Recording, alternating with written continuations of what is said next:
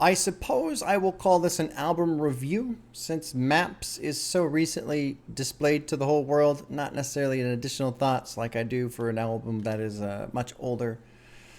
Holy shit.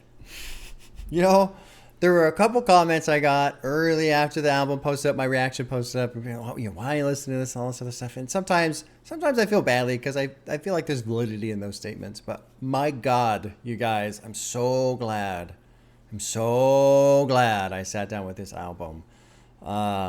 In my opinion, this album is definitely in contention for album of the year. The only downside, I think, with this album is the fact that it's not going to be played on the radio. No one's banging it at the club. You're not even going to necessarily put it on in your car when your friends are on. Like, it doesn't really, fold into a lot of the elements that would push it into mainstream listening territory, And that, I'm always torn with that because on one hand, an album like this necessarily can't be mainstream, honestly, because of what it is and how it functions.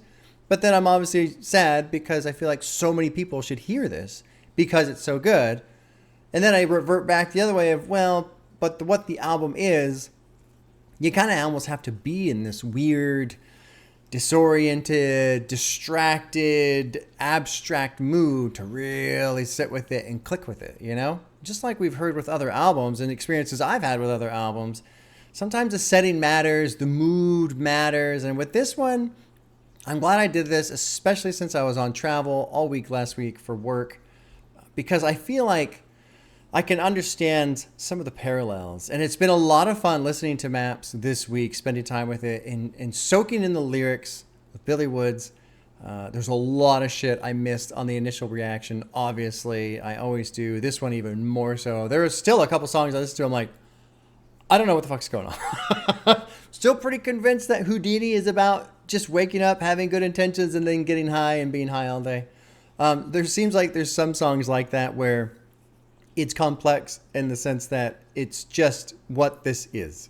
It's not, there's not double meanings and hidden layers. It's just, no, this is actually what it is. But sometimes it's straightforward, can throw you off. Like, no, you've pulled all these curveballs before with your wordplay and your double meaning and all this other stuff. I can't just take a song at face value, right? No, I can't do that.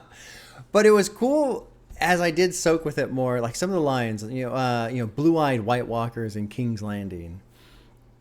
And how that one just kind of blew by me on the initial reaction because I was like, oh, that's a Game of Thrones reference, which it is. But he's also talking about gentrification in that track. And so if you take, yes, the Game of Thrones reference and you insert it into what he's thinking about, where he is, and just the idea of walking around what is supposed to be a black neighborhood, and all of a sudden there's all these white people here, it'd be like, what the fuck are all these people doing here? That kind of a thing. So it's been neat just kind of listening to it again over and over and picking up on certain things. I still really love the line by A$AP Rock, damn it, Jim, I'm a doctor, not another brick in the wall. Because to me, that's a direct reference to Pink Floyd's The Wall, and there's multiple tracks, another brick in the wall. And I did mention that during the reaction, but I didn't specify all of the bricks in the wall are the different elements in the person's life that ultimately lead to isolation. So, it's the school system, that's a brick in the wall, and his overbearing mother, that's another brick in the wall, and it's the shitty, touring, that's another brick in the wall. Just all these elements are the bricks in the wall.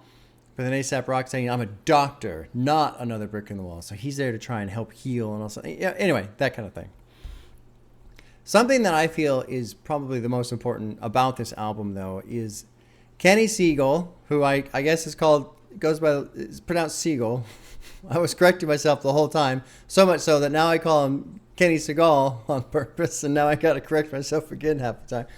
Anyway, this guy has made such a soundscape for this album. And I watched a little bit of the Dead End Hip Hop review for this album, and it was fun listening to them because they kind of said the same thing of, I feel like what Kenny Siegel did with this album, with the production, it was perfect. It was perfect. You could not have this album, this experience, if it was on what you would want to say, traditional, conventional beat structure. It wouldn't work. because Billy Woods, I was thinking about it. Basically, I feel like Billy Woods and Kenny Siegel, with what they've constructed here, is like this great representation of the yin and the yang. And not so much that they're in opposition to each other, but they perfectly counterbalance each other. And in that, create this great harmony of odd, disoriented, scattered thoughts, can't focus, I'm here, I'm there, which is exactly what the album's all about. Being on tour and you're in this other country and you're in this city and you're trying to text your ex and you've got this stream of thought, and then the boom plane announcement comes on and interrupts what you're thinking about. All that shit. It's great. It is great. I love the production on this album. I feel like it's kind of a masterpiece, honestly, in terms of production. I was so excited. Was it Babylon by Bus? Yeah, I got the note right there. Sampling Aphex Twin, because that means he's obviously listened to Selected Ambience Works too, which is another just fucking phenomenal, in my opinion, legendary ambient album, if you can believe there is such a thing. Legendary and ambient doesn't really mix too often, I'm sure, but that album is a fucking masterpiece in ambient soundscapes. It's a fantastic album. So to hear a sample from that in this, it's almost like a full circle thing, especially for me, because I remember discovering the Aphex Twin album at a time when I was all fucked up. I was in the military and I was away from home for the first time, and I would just listen to that and listen to that. And so it's kind of a neat full circle for me, just in my listening experience. Favorite tracks. I used to think Year Zero was my favorite. I think Babylon by Bus is my favorite. I love how the production swells up at the end. Love it. Year Zero is obviously fucking amazing, especially with Danny Brown in there. His verse, there's something about his verse. It just seems cold in how calculated it is. I don't know, it's just different. Like, it's Danny Brown. He's cracking off. He's even laughing during part of the verse. Like, he's fucking around. But he seems to be fucking around with precision rather than just kind of whatever, going for it.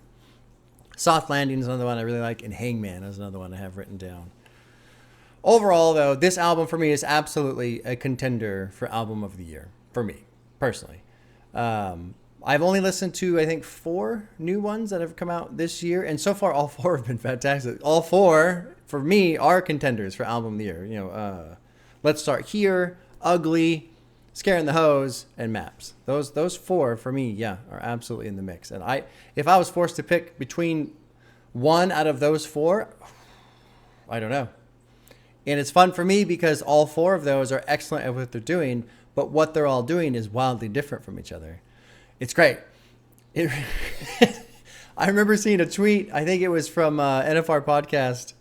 They said that, the tweet was something along the lines of 23 has been kind of weak for music this year with a few exceptions.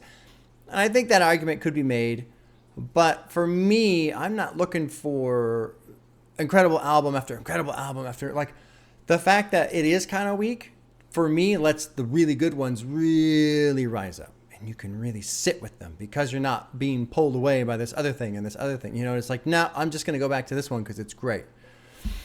Maps is right in there. It's a fucking phenomenal album. They did an amazing job. I'm so glad I listened to it. And yeah, there you go. Tomorrow, no Buog tomorrow. I'm going to do Buog's weeks 2, 3, and 4 for June. I still need one more weekend to select the track. So I did a bunch of listens last weekend. This weekend, I'm going to pick the next 10 or 20. I'll try and get the next 2 weeks set up. But tomorrow will be the live stream of BSing with Bob. And the topic will be Album of the Year contenders thus far. Who do you think's got the best album? Who would you vote for Album of the Year at this point? We're not quite halfway through the year, but kind of fun thing to talk about. And then Friday, I am doing Jay-Z's 444. Kind of doing, I know I'm out of order. I'm not doing Black album first. I think that's next technically in the order, but having recently done the Lemonade album by Beyonce, and that's still fresh in my mind, I want to do 444. It's going to be 2 videos. It's going to be my normal album reaction video. And then because every song has a music video, I'm going to do a second video, Patreon only, where I react to all the music videos in order and just kind of talk about that as well. So that'll be fun, a little different. Kind of a longer work day for your old pop-up, but that's okay. That's quite all right with me.